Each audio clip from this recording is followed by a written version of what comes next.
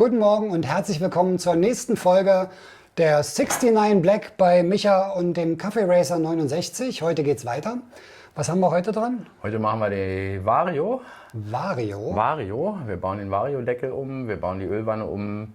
Mein Lieblingsthema, wir bauen aufs Vorgängermodell um, auf den Metalldeckel. Das hatten wir noch gar nicht bisher. Na, genau. Okay, also wir bauen auf den Metalldeckel um, den klassischen vom Vorgängermodell. Wir bauen eine Vario ein. Ich glaube, wir bauen auch noch einen Wandler ein. Aha. Ja, da haben wir schon genug zu tun, würde ich sagen. Eine Sache haben wir beim letzten Mal noch vergessen. Als wir die Stoßdämpfer gemacht haben, haben wir vorne den Deckel, die Schwingenabdeckung, die Kappe, die chromfarbene wieder ran gemacht. Und da haben wir hier vom Scooter Center noch eine schöne Vespa Natürlich. in Black. Die machen wir jetzt noch Kommt ran, natürlich damit es vollständig ist vorne. Genau, Denn wir wollen ja alles chromfarbene eliminieren. soweit es geht, ja. Soweit es geht. Gut, ja, dann würde ich sagen, legen wir los. Viel Spaß beim Video. Los geht's nach dem Intro.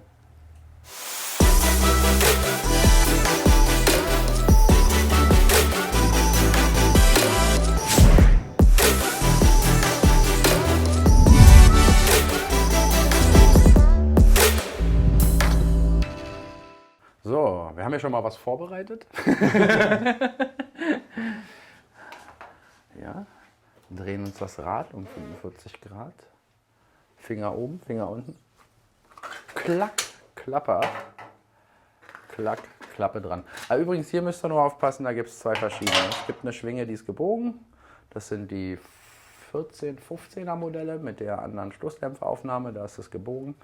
Hier ist es gerade. Da gibt es nämlich zwei verschiedene. So, klack. Dran, schwarz, fertig. So, wie immer, wir bauen den alten Vario-Deckel ab. Erstmal den kleinen schwarzen Kasten hier vorne. Ne? Der ist mit 2 Schrauben befestigt.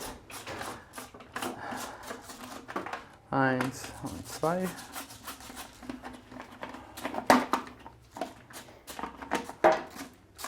Die sind noch nicht ganz draußen.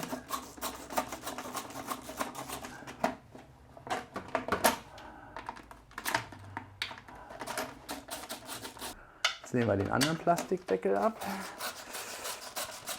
Akkuschrauber? Ja, sind wir. Da haben wir hier unten mit dem Halter für die Führung, für die Bremsleitung. Und hier hinten der. Dann haben wir das Ding auch schon in der Hand. So, klack. Einmal. Zweimal. Dreimal. Klack. Da ist er. Fertig. Kann weg. Kann weg. Die Schrauben brauchen wir später für den neuen Deckel. Zip. So, da wir das hier dann nicht mehr zusammenbauen, ist das auch egal. Klack, klack. So, falls einer das neu braucht, bitte. Sudele. Ganz wichtig nebenbei, weil wir auch die Ölwanne ausbauen, könntest du drüben schon mal das Öl ablassen. Das kann ich machen. Ne? Wir haben ja Einfahröl drin, wir fangen das auf und füllen das hinterher wieder ein. Haben ein sauberes Behältnis dafür und dann wird es wieder eingefüllt. Wenn wir die Ölwanne abnehmen, läuft der hier, dieser voll mit Öl. Ne? So, okay. Dann löse ich mal alle Schrauben an.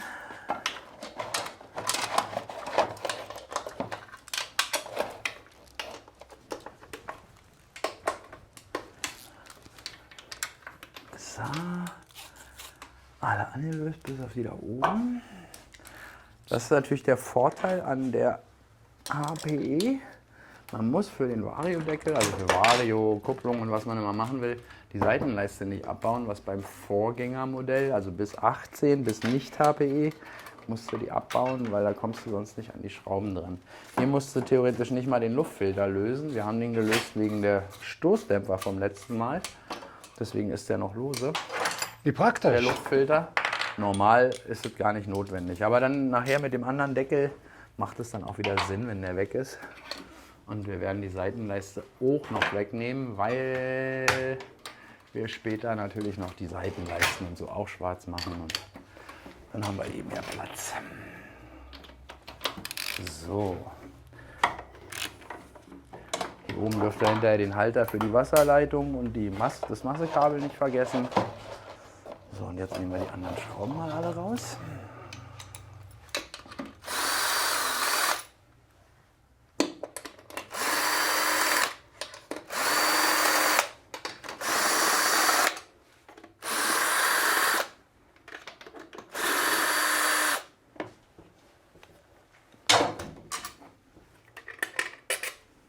Schönes rosanes Öl hier drin. Ja, einfach Öl. Ja, genau.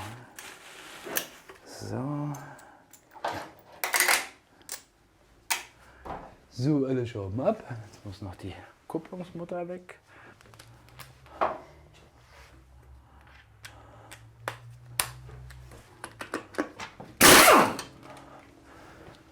Hier wieder auf die kleine dünne Scheibe achten, die ist wirklich wichtig. Sonst drückt die Mutter gegen das Lager und klemmt das Lager hier. Das ist ja die von der Hauptgetriebewelle. Klack. So, und jetzt ist der Deckel schon lose. Da haben wir ihn in der Hand. Und den brauchen wir auch nicht mehr. Auch weg. Auch Mensch, weg. können wir bald eine neue zusammenbauen. Mit Genau. dem Zeug, was wir- So, da wir die Vario und die Kupplung wechseln, nehmen wir das gleich auch auseinander. Das bräuchten wir jetzt nicht, um die Ölwanne einzubauen. Kommen wir so ran an alles. Aber macht sich trotzdem deutlich schöner, weil hier es ein bisschen eng ist mit der Ölwanne hier und dem Lüfterrad. Aber da wir ja eine andere Vario einbauen, fliegt es runter. Und dieses Lüfterrad können wir auch nicht mehr gebrauchen, weil die Lüfterschaufeln zu tief sind für den alten Vario-Deckel. Ne, da muss ein anderes drauf. Der kommt ja gleich mit der neuen Entweder Vario. nimmt man das von dem Vorgängermodell, da sind die Lüfterschaufeln schmaler, ne? schmaler, dann passt das auch wieder alles. Oder, was wir hier machen, wir bauen die BGM Vario ein als Genau. Kit. Die hat eine andere Lüfterscheibe Die hat vorne, die eine flache, ganz, ja. ganz flache. Und dann passt das auch wieder alles. Weil die schlagen nämlich bei dem alten Deckel, kriegst du den hier nicht ran. Ansonsten das Motorgehäuse ist ja identisch mit den Vorgängermodellen. So, Steigscheibe raus. Dann nehmen wir die Kupplung hier gleich raus. Kupplung raus, die brauchen wir später. Legen wir auch mal beiseite. So, Öl läuft, wunderbar. So, 7 Schrauben haben wir hier. 2, 3, 4, 5, 6 und 7. Alle angelöst.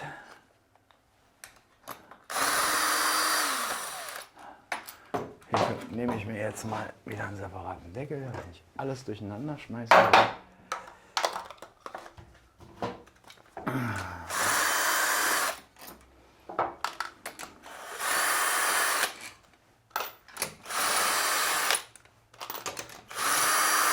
Soll ich die neue Ölwanne schon mal ein bisschen anfeilen? Sandpapier ist hier hinten. Ja, und die Reste wegmachen, ja. So.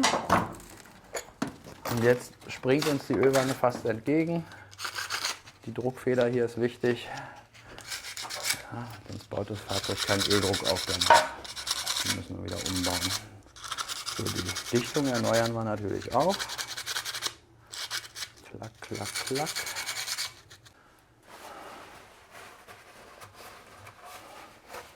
So, hier mal Sandpapier kurz. Ja, auch kurz anrauen die Fläche.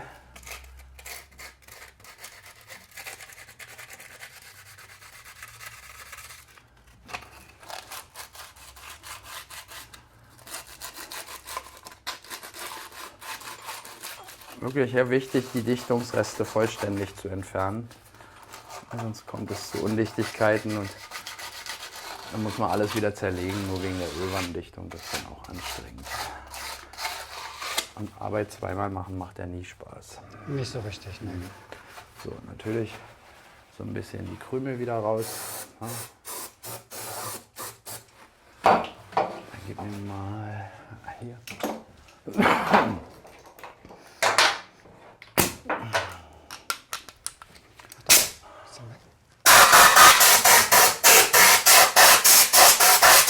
So, wunderbar. Allgard. So, dann machen wir die Führungshülsen wieder rein. Dann die 3 vorgegebenen Bohrungen. So, drinne. Und drinne. Die Dichtung da drauf. So. Ölwanne, Feder, ganz wichtig. Klack.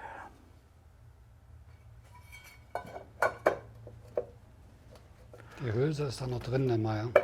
So, was? Diese Hülse, diese Metallhülse, die ist. Ja, die war noch drin. Ne? Manchmal fällt die mit raus. Ne? Muss man ein bisschen aufpassen. So, damit das Ganze hier unter Federspannung hält, ziehe ich mal eine fest. So, reicht. Und den Rest machen wir jetzt dann natürlich wieder über Kreuz. Hier den Halter von der Bremsleitung nicht vergessen an der Ölwanne. Klack. Klack. Und hier. So, und jetzt. So.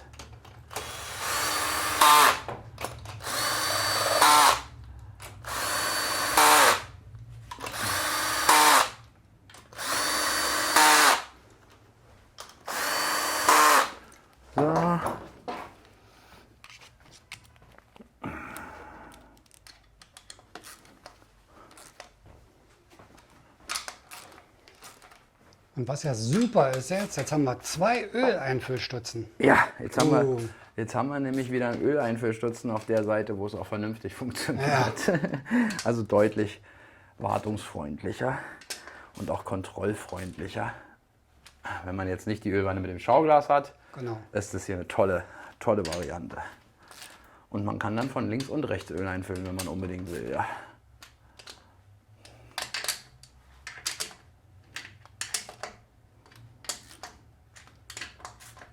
So. Okay, fertig.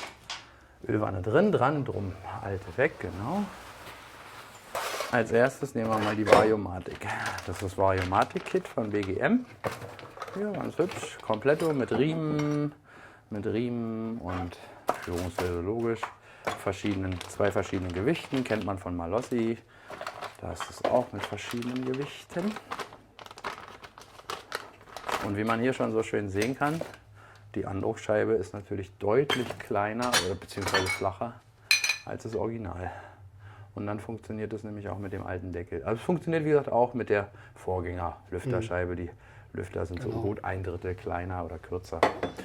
2 Fliegen mit einer Klappe. Eine Sport Vario und gleich jetzt den Umbau gemacht und für den gleich genau. Deckel.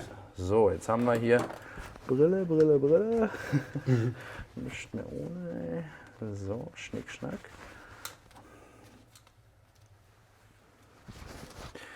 So, jetzt haben wir hier 13 Gramm und 11 Gramm. Hast du was heute bevorzugst? 13.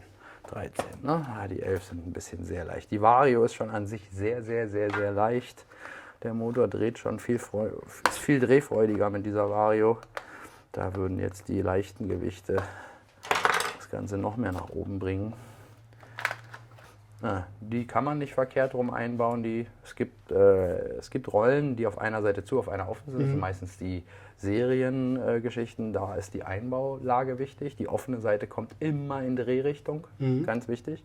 Hier ist es jetzt nicht wichtig. So. Kann man nichts verkehrt machen. Nein, hier kann man nichts verkehrt machen.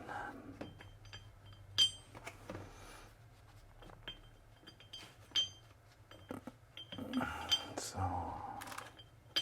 Klang.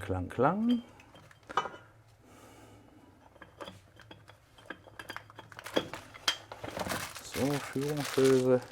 Ja, es gibt sogar Fett für die Vario-Rollen. Es gibt so ein Gleitfett darunter, was man machen kann.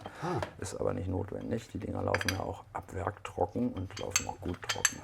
So, einmal prüfen, dass das hier sauber läuft. Ne? Das ist wichtig.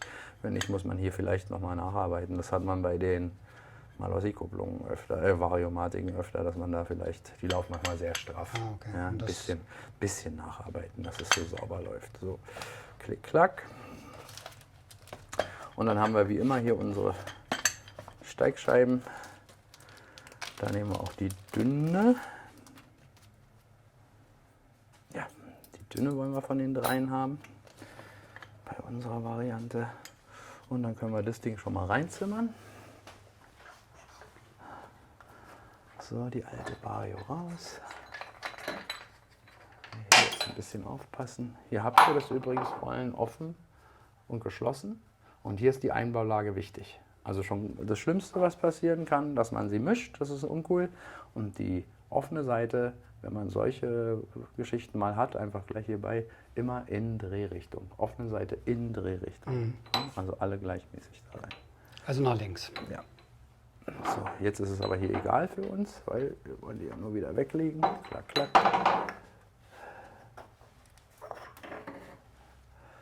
So.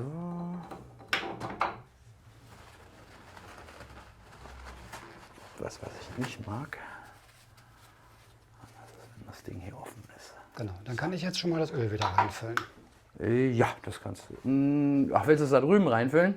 Naja, Warte doch, du da bis wir weiterarbeiten, warte, oder? wie du willst. Ja, ja. Wie du willst. Ich bin es ja durch meine HPE gewöhnt hier drüben.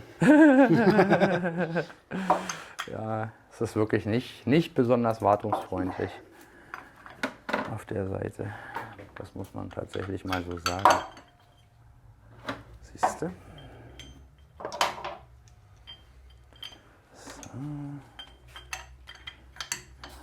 So. Vario drauf. Die kommt dann später da drauf, aber das machen wir erst, wenn der Riemen drauf ist. So, Variomatic, easy Nummer. Und jetzt, du willst also Öl einfüllen, ja? Den nehme ich mir mal raus, die geben wir dazu. So, wenn jemand das unbedingt machen will, die brauchen wir auch dann gleich. Und jetzt haben wir noch eine Besonderheit dabei. Scooter Center hat uns mitgeschickt einen Wandler. Und zwar ein Torque-Wandler. Also ein Drehmomentwandler. Ja, wir haben jetzt einmal eine andere Übersetzung durch die Variomatic und verändern die Übersetzung mit dem Drehmomentwandler hier auch nochmal mit. Und der ist interessant, weil er wirklich komplett ist. Man kennt es von Malossi, gibt es so einen Torque-Wandler auch. Das ist nur die hintere Steigscheibe, da muss man das komplett zerlegen. Das Ding hier ist ja ein Komplettteil. Da bin ich auch mal gespannt, was das tatsächlich bringt. Gut, dafür müssen wir die alte Kupplung aber erst zerlegen. Und hier bezweifle ich jetzt, dass jemand das Spezialwerkzeug zu Hause hat, wenn er das machen möchte. Man kann, also das hier zwischen ist ja die Kupplungsfeder, die, wenn wir diese Zentralmutter lösen, springt dir die Kupplung entgegen. Und zwar mit einer ordentlichen Wucht auch. Das heißt, hier hat man so ein Spezialwerkzeug, was die Kupplung greift. Ja, so. Und dann kann man nämlich die Zentralmutter lösen und dieses Werkzeug hält die Kupplung trotzdem zusammen. Man kann das dann aufdrehen und vorsichtig rausholen. Jetzt kommt natürlich der Punkt, wenn man dieses Werkzeug nicht hat, kriegt man bei Scooter Center auch gekauft oder bei anderen namhaften Herstellern kriegt man das gekauft. Die Frage ist, ob man sich das zulegt, wenn man das einmal macht. Das entspricht jetzt nicht so ganz den Unfallverhütungsvorschriften, aber mal in der Praxis hat ja kaum einer. Wenn man es zu zweit macht, geht es relativ safe auch. Wenn man es zu zweit macht, niemals, wenn ihr diese Mutter löst, also ein paar Sicherheitshinweise, niemals so, niemals ist das Gesicht da drüber, niemals, weil das Ding kann euch echt ins Gesicht springen, das ist nicht ungefährlich. Also wenn, macht ihr das zu zweit, das geht, und der zweite Mann hält das hier fest. Ja, ihr seht ja, man kann ja mit Handkraft sogar die Feder von unten, man hat die Kraft, das festzuhalten. Aber beide müssen wegstehen. Das ist ganz, ganz wichtig. Ja. Schöner ist es, also zu empfehlen ist die Variante nicht. Aber was soll man machen, wenn man in der Wüste steht auf seiner Weltreise und das Spezialwerkzeug nicht dabei hat? Und wenn man dann noch alleine ist, dann kann man das auch noch mit den Füßen machen, aber ist egal. Der alte Trick raufknien. Knie ist doof. Schön mit dem Schritt drüber. Knie ist ja, es ist fertig. So, okay. ziehen wir das mal an. So, das ist eine 36er Nussgröße. Oder man hat so einen schönen Engländer, geht auch. Ich mache jetzt hier mal absichtlich das, was man eher hat. Ja? Eher hat man in seiner Werkstatt oder in seiner Garage noch so einen großen Engländer aufschwören. So.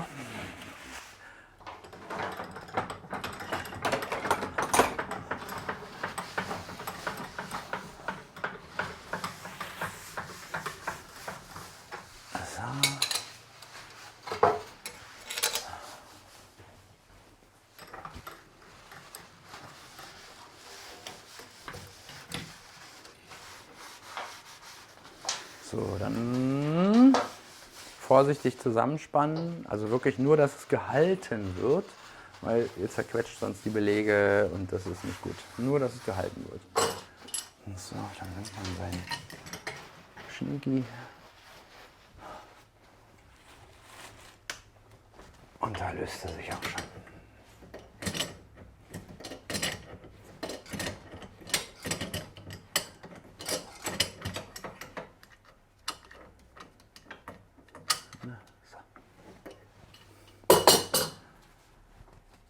Nee, will noch nicht. So, nicht schlimm.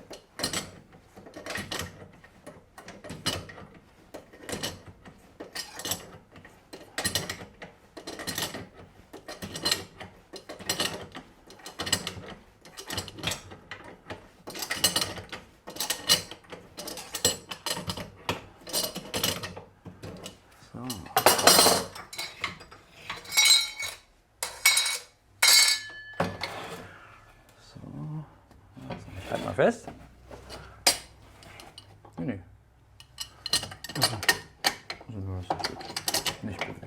Ja, weißt du? Nur das ist jetzt ganz einfach. Das ist jetzt nichts Wildes, nichts Dramatisches. Das ist relativ simpel. Ah ja, nicht, okay. Klack, da ist er. So, jetzt kannst du mal runterdrücken. Warte mal, ich mach mal. So. Und jetzt kannst du das Werkzeug rausnehmen. Genau. Schons. So. Ihr seht, da ist ganz schön Power drauf. Also deswegen nochmal, man kann das festhalten zu zweit, aber nicht so. Ja? Auf jeden Fall so. Dann kann der zweite Mann das losschrauben, aber es ist schon Power auf dieser Feder. Ja? Weil die brauchen wir ja. Zzt. Kompletter Wandler. Das ist spannend, den habe ich auch noch nie verwendet.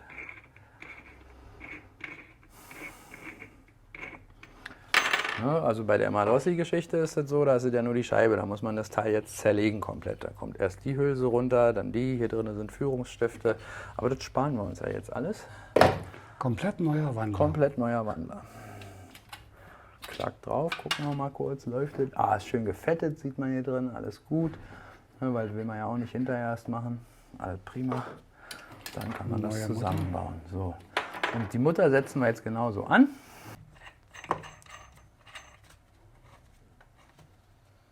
So, wunderbar. Ja, dann kannst du schauen. Weißt du, was ich da gerne mache? Bei Sportkupplungen mache ich das super, super gerne. Ich meine, das ist ein Sportwandler. Ja. Mache ich das super gerne, dass ich einen Tropfen Loctite reinmache.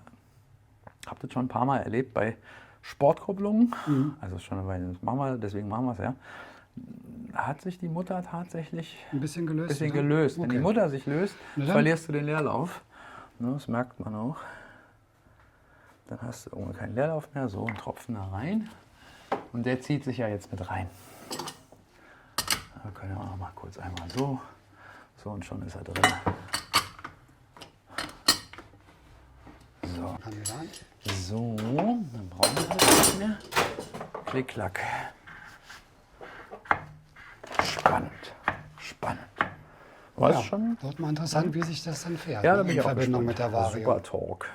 Die Super Torque. Super Torque. Super Torque. Sieht schick aus, schade, dass man nicht sieht. Sieht super schick aus. So in Rot, ne? Ja, sieht super schick aus. So, unser Riemen hat eine Einbaurichtung, oder nicht? Ist das der neue? Ja, ist der neue. Hat keine Pfeile drauf. Ne? Man hat ja Sonst immer darauf achten, Pfeile auf den Riemen. Wenn man da keinen Pfeil drauf hat, dann baut man die immer so ein, dass man das lesen kann. Ja, also nicht so. Ne, macht ja auch Sinn. Hier sieht man es ja, wenn Pfeile sind, dann alles auf dem Kopf. So, dass man es lesen kann. Ja, ist dann die Einbaulage. So, den Riemen reingequetscht.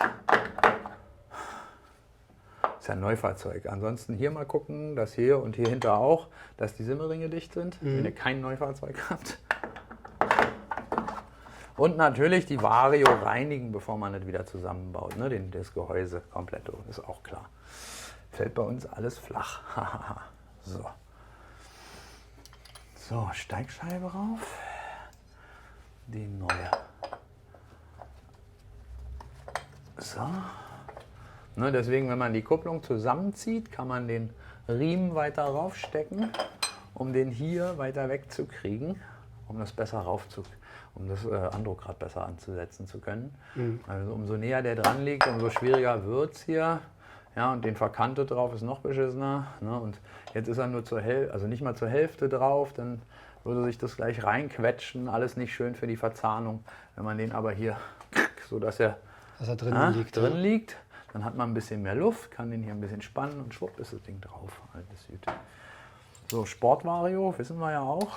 Sport-Vario heißt Loctite. Loctite?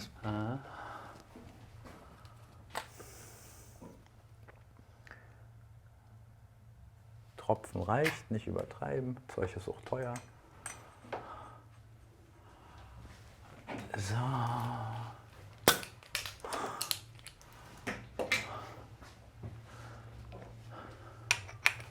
Wenn ihr keinen Schlagschrauber habt, klar, gibt hierfür auch ein Spezialwerkzeug bei Scooter Center und Co. Greift in die Original-Vario, beziehungsweise hier auch. Das ist so eine Gabelschlüssel, der hier reingreift und dann kann man das gegenhalten. Das Ding hier wird mit ungefähr, also nicht so, mit guten 80 Newtonmeter angezogen. Ne? Das sind zwischen, ich glaube, 79 und 89 so, also es sind so Mitte 80 wieder Newtonmeter. Ich weiß ja auf der Stufe 2, was mein Schlagschrauber kann. Fest. So, das Ergebnis ist ja schon mal ganz hübsch.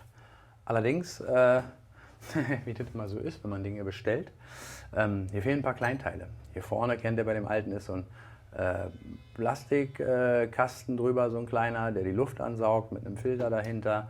Innen ist hier ein Luftleitblech drin, was wir auch verschrauben müssen. Deswegen, die Kleinigkeiten wurden uns leider nicht mitgeschickt. Ja, ist ja manchmal so bei Lieferungen. Ja, ist nicht schlimm. Ja. Ist überhaupt nicht schlimm. Deswegen machen wir an der Stelle jetzt mal den Part, stoppen wir an der Stelle und machen mit dem Rest weiter. Aber das können wir ja tatsächlich noch... die letzten Schritte machen wir dann beim nächsten Mal. Öl hast du eingefüllt? Öl ist eingefüllt. Okay, wir müssten gleich noch wenigstens zuschrauben. Verschlussstopfen, ja.